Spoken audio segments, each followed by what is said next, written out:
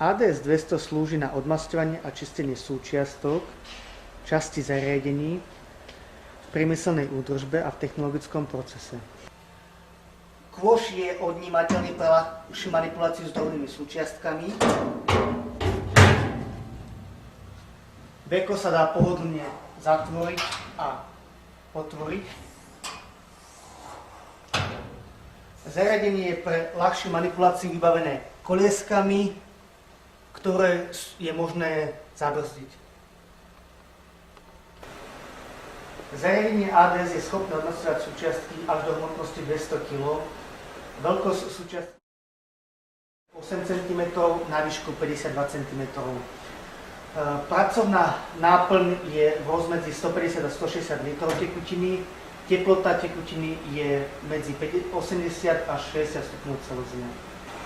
Zariadenie ADS 200 využíva na čistenie špeciálne navrhnutý odmasťovací prípravok, ktorý pracuje v alkalickej oblasti.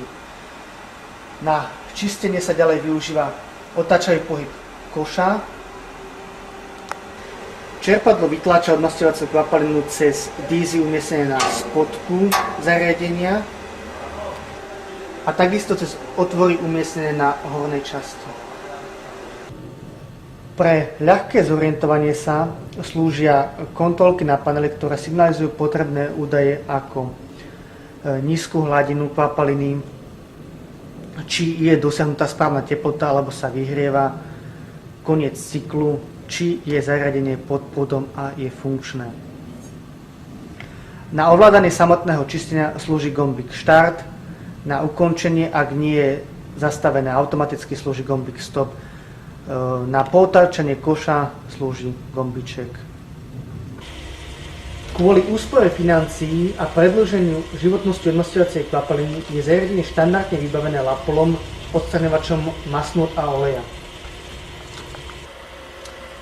Odtok masnôt a olejov je realizovaný cez prepadovú šachtičku do zbernej nádoby.